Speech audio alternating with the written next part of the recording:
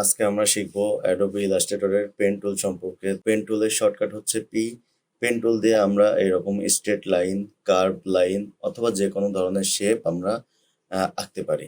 তো pen tool দিয়ে যে কোনো শেপ আঁকার আগে আমাদের জানতে হবে যে কিভাবে স্ট্রেট লাইন আঁকতে হয়, কিভাবে কার্ভ লাইন আঁকতে হয়। তো আমরা পেন টুল দিয়ে যখন স্ট্রেট লাইন আঁকবো তখন জাস্ট ফ্রিভাবে মাউসের লেফট ক্লিক করলেই আমাদের স্ট্রেট লাইন তৈরি হবে। তো আমি যখন এখানে স্ট্রেট লাইন ড্র করতেছি তখন দেখেন আমার হচ্ছে এই ড্রয়িং এর মধ্যে ফিল কালার মানে যে সবুজ কালারটা চলে আসতেছে। তো আমরা যখন ড্র করব তখন হচ্ছে ফিল কালারটা নান করে রাখবো। ফিল কালারটা আমরা এই যে নান করে রাখলে আমাদের তখন আর ফিল কালারটা আসবে না, শুধু লাইন আসবে। তাহলে আমাদের ড্র করতে সুবিধা হবে। আর আমরা একটা জিনিস খেয়াল রাখবো, আমাদের স্ট্রোক যেন এই যে স্ট্রোকও নান হয়ে আছে, ফিলও নান হয়ে আছে, মানে দুইটাই এখন নাই। তো আমরা স্ট্রোক হচ্ছে এখানে স্ট্রোক দিয়ে রাখবো। স্ট্রোক দিলে এই যে আমি দাগটা দেখতে হচ্ছে, একটু মোটা করে দিয়ে আপনাদের বুঝতে সুবিধা হবে। আমি এখন এটা ড্র করলাম। তো ড্র করার পরে এই যে পেনটা আমি দাগের থেকে ছাড়াবো কিভাবে। তো আমরা যদি ইএসসি বাটন বা স্কেপ বাটনে প্রেস করি তাও এটা ফ্রি হয়ে যাবে। আবার যদি পি বাটনে পিতে ক্লিক করি তাও আমার হচ্ছে লাইনটা ছেড়ে যাবে। আমি আবার দেখাচ্ছি, এখানে নিচে আর একটা স্ট্রেট লাইন দেওয়া আছে। এই যে জাস্ট এখানে মাউসের লেফট বাটন ক্লিক করব, মাউসটা সরায় নিয়ে গিয়ে এখানে আরেকটা ক্লিক করব, আরেকটা ক্লিক করব, তাহলে আমার স্ট্রেট লাইনগুলো তৈরি হয়ে যাচ্ছে। তো এইখানে একটা জিনিস খেয়াল করেন সবাই, আমরা যখন আমি পি পি ক্লিক করে পেনটা ছাড়াই নিই, আমরা যখন স্ট্রেট লাইন ড্র করতেছি তখন এই যে ক্লিক করে যেখানে খুশি সেদিকেই স্ট্রেট লাইনটা নিতে পারতেছি। কিন্তু আমি যদি চাই যে একদম হরাইজন্টালি অথবা ভার্টিক্যালি, অর্থাৎ ভূমির সমান্তরালে অথবা 90 ডিগ্রি অ্যাঙ্গেলে কোনো লাইন ড্র করতে চাই, তাহলে আমি জাস্ট পেন টুলে একটা ক্লিক করার পরে শিফট ধরলে দেখেন আমি আর চাইলেও আঁকা বাঁকা নিতে পারতেছি না, ও একদম সোজাই ড্র হচ্ছে। তো এই যে আমি একটা একদম হরাইজন্টালি একটা লাইন ড্র করলাম। এখন যদি চাই যে একদম এই লাইনের সাথে 90 ডিগ্রি অ্যাঙ্গেলে একটা লাইন ড্র করব, তাহলে আমি যদি আন্দাজে একটা লাইন নেই তাহলে কিন্তু সেটা ঠিক নাও হতে পারে। এই জন্য আমি শিফট ধরবো। দেখেন শিফট ধরলে 90 ডিগ্রি অ্যাঙ্গেলে আমার লাইন তৈরি হয়ে গেল। এখন আমি যদি চাই যে 45 ডিগ্রি অ্যাঙ্গেলে কোনো লাইন ড্র করবো, তাহলে সেটাও হবে।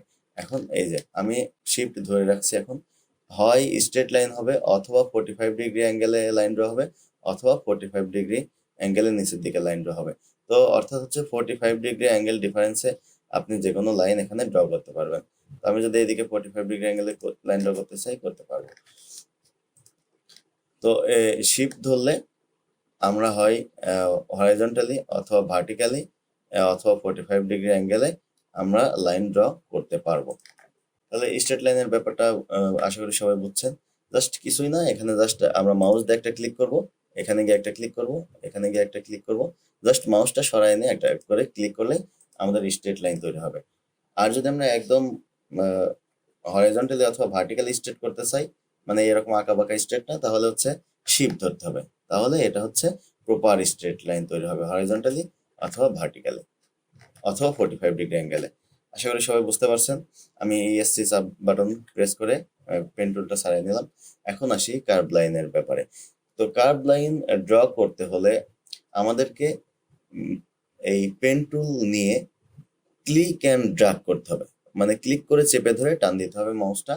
তো এই যে ক্লিক অ্যান্ড ড্র্যাগ করে আমি এখানে একটা, এখন দেখেন আমার পেন টুলটা কার্ভ হচ্ছে। তো আমি যদি এইখানেও ক্লিক অ্যান্ড ড্র্যাগ করি তো এইখানেও একটা কার্ভ হচ্ছে। এখন এই যে আমার কার্ভটা একদম হুবহু কিন্তু মিললো না।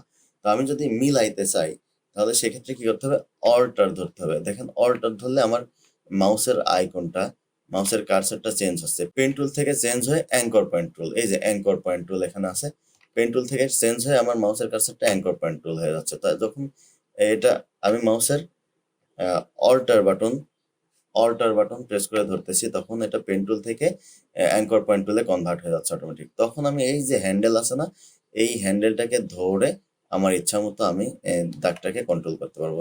আমি অল্টার ধরে দাগটাকে কন্ট্রোল করতেছি, এই যে এখানে একটা হ্যান্ডেল আছে এটাকে অল্টার ধরে কন্ট্রোল করতে পারতেছি। একইভাবে এইখানেও আমি এই যে ক্লিক অ্যান্ড ড্র্যাগ করে উপরের দিকে ক্লিক করে চেপে ধরে উপরের দিকে টান দিলে নিচের দিকে কার্ভ লাইন তৈরি হবে। আর যদি আমি নিচের দিকে টান দিই উপরের দিকে তৈরি হবে। আচ্ছা, তো আমি এখানে উপরের দিকে টান দিয়ে মিলাইলাম, তো ওই আগের মতোই আমি যদি এটাকে প্রপার ভাবে মেলাতে চাই তাহলে অল্টার চেপে ধরলে দেখেন আমার এই পেন টুল থেকে এটা হচ্ছে অ্যাঙ্কর পয়েন্ট টুলে কনভার্ট হয়ে যাচ্ছে। তখন আমি এই হ্যান্ডেলটাকে ধরে ক্লিক অ্যান্ড ড্র্যাগ করে ধরে আমার মন মতো পজিশনে আমি দাগটাকে বসায় নিতে পারবো। একইভাবে এটাও আমাদের মিলাইতে হবে। তো আমরা প্রপারলি মিলাবো কিভাবে? অল্টার ধরে, কিবোর্ডের অল্টার ধরে এই হ্যান্ডেলগুলা আমরা কন্ট্রোল করতে পারবো। তারপরে আমি এখান থেকে আমার এই লাইনটা টানা শেষ। এখন আমি পি অথবা এস্কেপ বাটনে প্রেস করলে আমার এটা হচ্ছে ফ্রি হয়ে যাবে। এবার আসি, আমরা যদি একই দিকে কার্ভগুলা তৈরি করতে চাই তাহলে কিভাবে করবো? এখানে তো আমরা একবারে উপরের দিকে, একবার নিচের দিকে, আবার উপরের দিকে, এটা তুলনামূলক সহজ ছিল এখনো। যদি আমরা একই দিকে কার্ভ করতে চাই সেক্ষেত্রে আমরা প্রথমে হচ্ছে ক্লিক অ্যান্ড ড্র্যাগ করবো। ক্লিক অ্যান্ড ড্র্যাগ করে অর্থাৎ ক্লিক করে চেপে ধরে সামান্য উপরের দিকে নিয়ে গিয়ে মাউস ছেড়ে দেবো। এখন আসি, এই যে এইখানে ক্লিক করে চেপে ধরে আমি সাপোজ উপরের কার্ভটা মিলাইলাম। তো উপরের কার্ভটা মিলানোর পরে এখন আমি কার্ভটা এই হ্যান্ডেলটা অল্টার ধরে মিলাই দিই। হ্যাঁ, মিলছে। এখন দেখেন এইখানে কি হচ্ছে, আমার নিচের দিকে কার্ভ তৈরি হচ্ছে। তো আমি যদি এখানে ড্র করি তো আমার কি হলো, এইটুকু অংশ মিললো কিন্তু এইটুকু অংশ নিচের দিক হয়েছে। ওই আগের মতো একইভাবে আমরা এখানে মিলাইতে পারি। তো অল্টার ধরে এই হ্যান্ডেলটা যদি আমি উপরে উঠাই দিই তাহলে আমার পুরা কার্ভটা উপরে উঠে গেল। এখন আমি চাইলে মিলাই দিতে পারি। তো এটা আমরা আরেকভাবে করতে পারি, সেটা হচ্ছে যখন আমরা কার্ভটা ড্র করছি তখনই আমাদেরকে অল্টার ধরে হ্যান্ডেলটা যদি উপরের দিকে দিয়ে দিতাম তাহলে ওটা হতো। আমি দেখাই দিচ্ছি ওটা কিভাবে করতে হবে। তো জাস্ট একই প্রসেস, আমরা জাস্ট ক্লিক করে ড্র্যাগ করব। তারপরে এই যে নিচের হ্যান্ডেলটা এটাকে অল্টার চেপে ধরে এই হ্যান্ডেলটাকে ধরে উপরের দিকে উঠাই দিব। উঠাই দিয়ে এই হ্যান্ডেলগুলো অ্যাডজাস্ট করে দিলেই যতক্ষণ না দাগটা মিলে ততক্ষণ আমাদের অ্যাডজাস্ট করতে হবে। এটা আরেকভাবে করা যেত, সেটা হচ্ছে আমি এই যে ক্লিক অ্যান্ড ড্র্যাগ করে উঠাইলাম। এখন এই জায়গায় ক্লিক করে এটা মিলায়ে কোনো মতো মিলায়ে এই অল্টার ধরে আমার মাউসটা উপরে নিয়ে গিয়ে যদি ছাড়তাম তাহলে আমার কার্ভটা অটোমেটিক উপরের দিকে হইতো। দেখেন সবাই, আমি অল্টার ধরতেছি, মাউস কিন্তু ছাড়ি নাই। মাউস ছাড়বো এই উপরে গিয়ে এই পজিশনে গিয়ে। তো এখন আমার তুলনামূলক কষ্ট কম হলো। তো এইভাবে আমরা যদি একই দিকে কার্ভ লাইন হয় তাহলে সেটা ড্র করতে পারবো।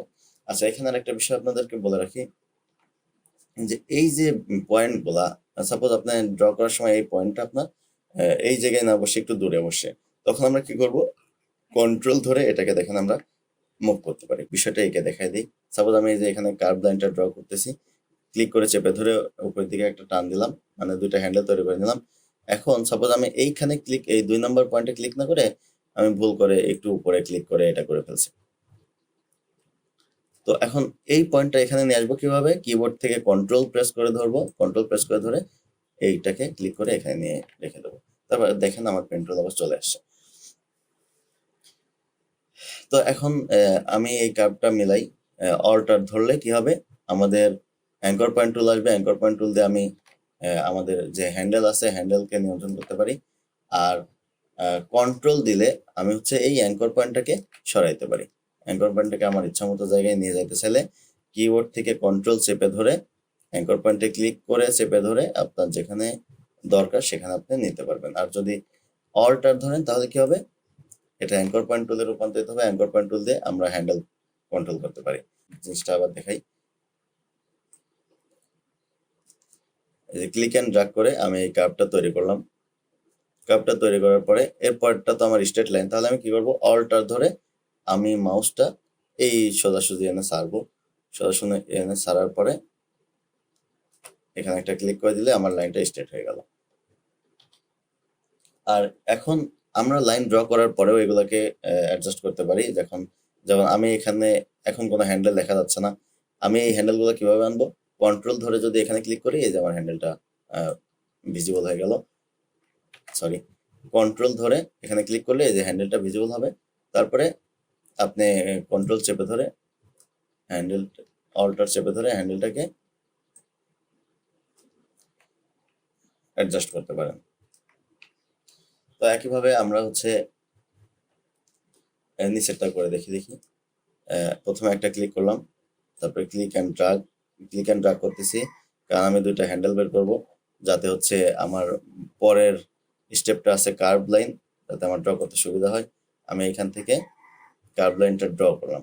তো ড্র করার পরে আমার কার্ভ লাইনটা তো মিললো না। এখন আমি কি করব, কিবোর্ড থেকে অল্টার ধরে আগের প্রসেসই অল্টার ধরে জাস্ট দাগটা মিলাই দিব।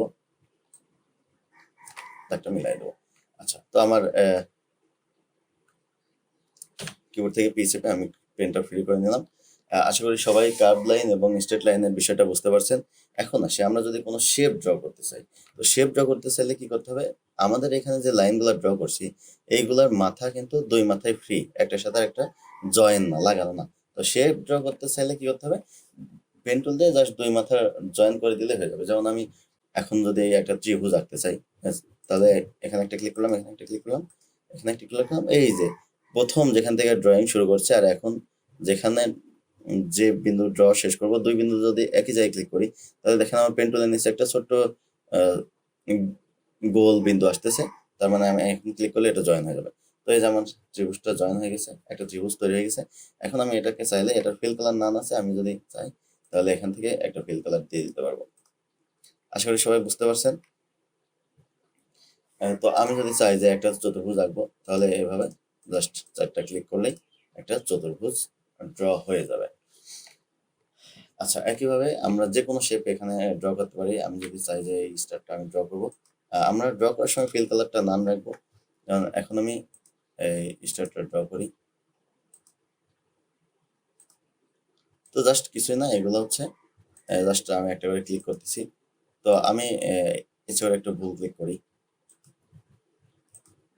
তো এইখানে এই যে আমার এই বিন্দুটা দূরে সরে গেছে, এটাকে আমি নিয়ে আসবো কিভাবে, কন্ট্রোল ধরে এই অ্যাঙ্কর পয়েন্টে ক্লিক অ্যান্ড ড্র্যাগ করে এনে এখানে এনে বসাই দেবো।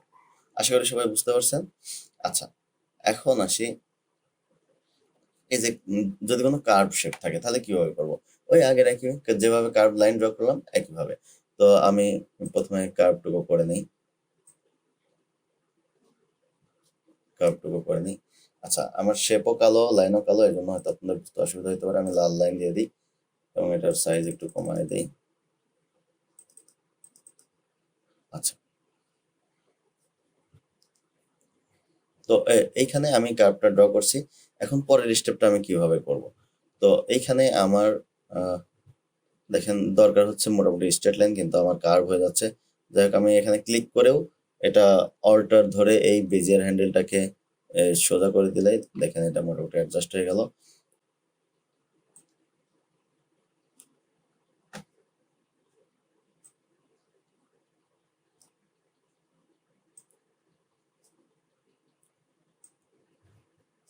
তো আমি আগে ড্র করে নিই, আমি পরে অ্যাডজাস্ট করতেছি। তো এখন এই যে আমার কিছু কিছু জায়গায় লাইনগুলা শেপের সাথে অ্যাডজাস্ট হয় না, তো কি করতে হবে, এখানে গিয়ে সরি অল্টার ধরে এই হ্যান্ডেলগুলা অ্যাডজাস্ট করে দিতে হবে। তো এখানে তো আরেকটা হ্যান্ডেল দেখতে পাচ্ছেন, আমি জাস্ট কন্ট্রোল ধরে ক্লিক করলে হ্যান্ডেলগুলো ভিজিবল হবে, তারপরে অল্টার ধরে আমরা কি করব, অ্যাডজাস্ট করে দিব। এখানে আমার এখানে মিলে নাই, তো আমি আগে কন্ট্রোল ধরে ক্লিক করব, তারপরে অল্টার ধরে হ্যান্ডেলগুলা, মানে কন্ট্রোল ধরে ক্লিক করলে আমার হ্যান্ডেলগুলো ভিজিবল হবে, তারপরে অল্টার ধরে এটাকে অ্যাডজাস্ট করতেছে।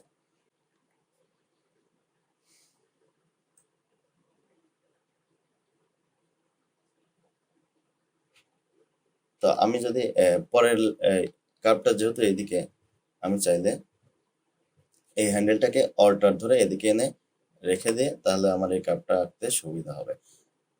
তারপরে আমাদের যদি একইভাবে না মিলে, আগের মতোই আমরা অল্টার ধরে জাস্ট এগুলো মিলাই দেবো। তো আশা করি সবাই বুঝতে পারছেন। এরপরে আমরা যদি চাই ফিল কালার দিয়ে দিতে, তাহলে এটা সিলেক্ট করে এখান থেকে একটা ফিল কালার দিয়ে দিলাম, এটাকে সিলেক্ট করে এখান থেকে একটা ফিল কালার দিয়ে দিলাম। তো আশা করি সবাই বুঝতে পারছেন। তো একইভাবে আমরা যে কোনো স্টারটাকে ফিল কালার দিয়ে দিই। তো এভাবে আমরা পেন টুল দিয়ে যে কোনো শেপ অথবা স্ট্রেট লাইন অথবা কার্ভ লাইন আমরা ড্র করতে পারবো। আরেকটা কথা সেটা হচ্ছে, অনেকের এই যে পেন টুল দিয়ে ড্র করার সময় এই কলমের মতো এই আইকনটা আসে না। ক্রস আইকন আসে, এরকম ক্রস আইকন আসে।